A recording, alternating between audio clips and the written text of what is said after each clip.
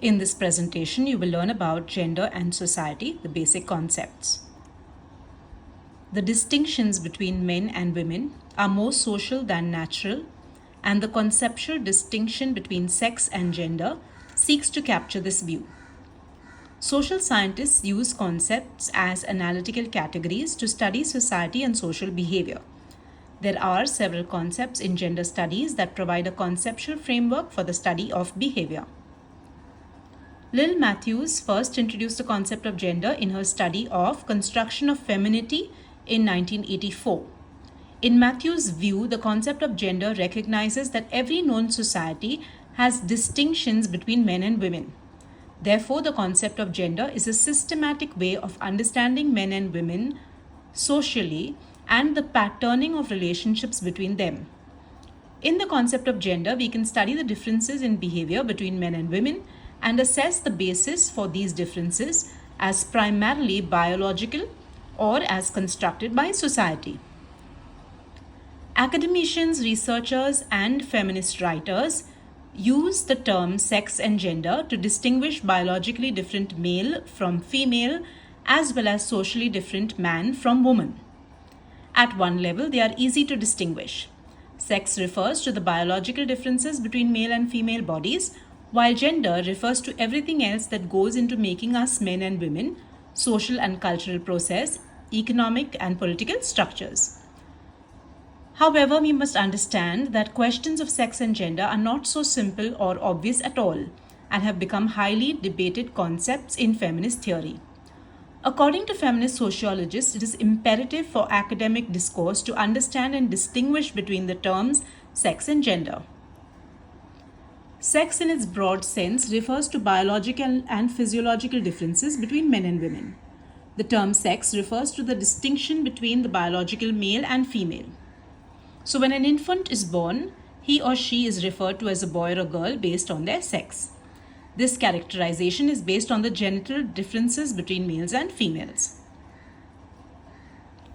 Several early academic feminists, including Simone de Beauvoir and Anne Oakley, as well as more conservative sex role theorists, sought to establish a distinction between sex as a biological reality and gender as a cultural, psychological, and historical reality. It has been argued that there is a biological difference between the sexes and that most people are born as one sex or another. Nonetheless, it was argued that individuals who are born into a certain sex are then socialized according to specific gender expectations and roles. A biological male learns to take on masculine roles and think and act in a masculine manner, whereas a biological female learns to take on feminine roles and think and act in a feminine manner. This is captured in Simone de Beauvoir's much-cited claim that one is not born but rather becomes a woman. Beyond the differences in genitals and reproductive organs, there are not many differences between a male and a female child at birth. Rather, society constructs differences between the sexes through gender construction. Some psychological and socially constructed differences between men and women can be explained by biological differences. However, some feminist writers, such as Judith Butler, contest this view. The evidence for this distinction comes from a variety of sources.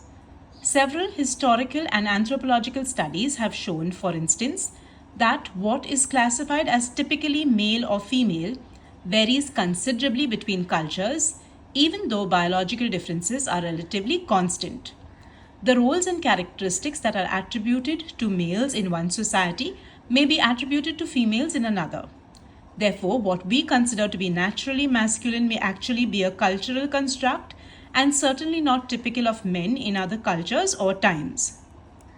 Furthermore, a number of cases have been identified where people have, by some quirk of birth, developed the wrong gender for their sex and had then at some point changed their gender on the basis of an ambivalence regarding their biological sex. Individuals seem to be capable of changing their genders while their biological constitution remained unchanged. This paved the way for a powerful feminist critique. Feminists contend that the distinction between sex and gender is often overlooked. A great deal of gender is assumed to be a fixed fact of nature. Often, cultural or social facts are interpreted as biological facts. So, gender relations are naturalized and persistent inequalities between the sexes are justified as inevitable. As a result of these assertions, a series of nature or nurture debates erupted, simultaneously scientific and political, in which the evidence for and against each attribute being biologically or socially based was mounted. In Judith Butler's view, the underlying principle of the sex or gender distinction is that sex comes first and is natural. Gender is seen as a secondary construct that is superimposed on top of the natural distinction. According to Butler, sex itself is a social category, that is, the distinction between male and female is a human social distinction. It pertains to our particular perception of the world and division of it. Hence, sex is a product of culture, as is gender. Indeed, it might be deemed secondary to it as sex is a category shaped by gendered discourse, or rather, the distinction between sex and gender itself collapses. Although Butler does not discuss them in detail, debates and shifts in scientific meaning and definition of sex are an important source of evidence for this argument, since they indicate that the category of sex is theoretically rooted, historically variable, and have shifted over time. Butler and others revisit the previously mentioned examples of individuals whose biological sex at birth are unclear and cannot be decided on the basis of conventional procedures. These cases, she believes, blur and problematize sexual categories. They suggest that categories are, in some degree at least, arbitrary. According to Butler, sex is not merely an analytical category. It is also a normative category. It specifies what women and men are. It specifies what women and men ought to be. It formulates rules for regulating men's and women's behavior. Butler proposes that sex is also a social category and is very apparent in ambiguous cases where an individual's sex cannot be decided on biological grounds. A sex is allocated to them, and in many cases, biological ambiguities are removed by way of surgery. This is an extreme example, but again, it illustrates a more general point for Butler, namely that the category of sex has a normative content and does not so much describe a pre-given reality as orient practices which produces sex. This relates to further concern with the performativity of sex and gender. This normative discourse on sex, Butler continues, is intimately interwoven with a normative discourse on sexuality, which again divides individuals into types: heterosexual, homosexual, bisexual, and so on, and stipulates, often seemingly on biological grounds, how they ought to identify and behave. The heterosexual norm, what Butler in her early work refers to as the heterosexual matrix, is a strategic center around which forms the classification and regulation which seek to discipline human agents circulate. Sexuality, sex, and gender are interconnected normative models from this point of view, which are enforced at numerous points throughout the social body. The argument goes that as infants are classified as a specific sex, they are then subject to a range of gendered expectations regarding their behavior and socialization process. The argument departs from the earlier feminist position in questioning the notion of sex as bedrock upon which gender is constructed. Most research designs in sociology assume that each person has one sex, one sexuality, and one gender, which are congruent with each other and fixed for life. A woman is assumed to be feminine, female, and a male, a masculine, male. These research variables polarize sex as males and females. Sexuality is polarized as homosexual and heterosexuals. Gender is polarized as women and men. These reflect conventionalized bodies that do not take into account transvestites, transsexuals, bisexuals, and so on. When infants are categorized as a particular sex, they are subject to a range of gendered behavior through gendered socialization. This brings us to the question of what is gender? Currently, gender is being used as a sociological or conceptual category and has been given a very specific meaning. It refers to the socio-cultural definition of man and woman, the way society distinguishes men and women and assigns them social roles. Gender is used as an analytical tool to understand social realities with regard to women and men. The distinction between sex and gender was introduced to deal with the general tendency to attribute women subordination because of their anatomy. It has been believed for ages that the differences in characteristics and roles accorded to men and women in society are directly related to biology and therefore cannot be changed. A gender refers to the socially constructed roles and relations between men and women. As a social construct, gender describes the social attributes and opportunities associated with being male or female, as well as the relationships between male and women, girls and boys. These attributes, opportunities, and relationships are socially constructed and acquired through socialization. They are context or time specific and ever changing. The concept of gender as we now use it came into common parlance during the early 1970s. Gender is an analytical category that is socially constructed. The term gender also refers to the differences in behavior between men and women and are described as masculine or feminine. Writings by feminists emphasize this aspect and argue that these differences are not biological but social constructions of patriarchal society. According to some theorists, the biological differences between men and women also contribute to their mental and physical differences. For example, they claim men are physically and mentally better than women. Other theorists claim that biological differences between men and women are exaggerated.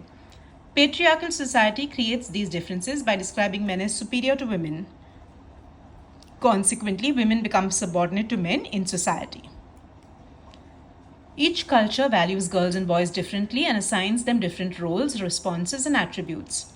All the social and cultural packaging that is done for girls and boys from birth onwards is gendering.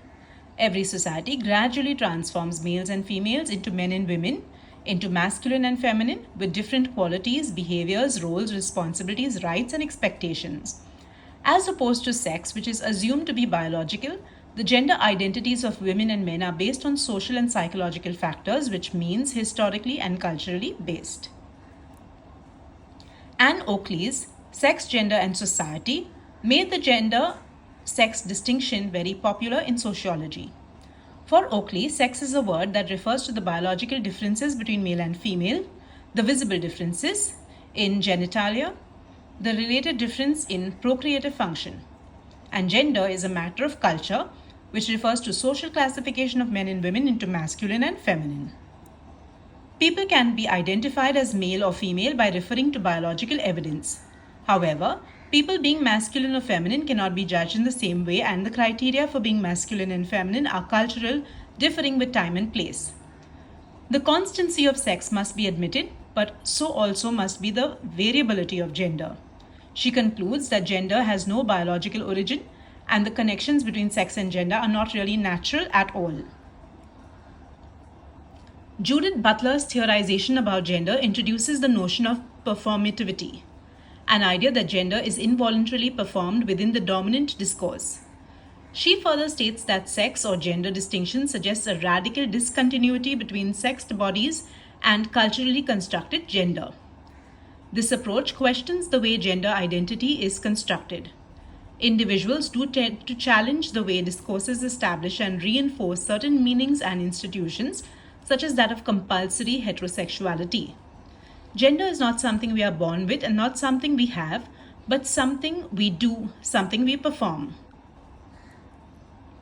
Simone de Beauvoir has argued that anatomy is not destiny and one is not born, rather becomes a woman through various socio-psychological processes that construct one as fundamentally female or male in her feminist classic, The Second Sex.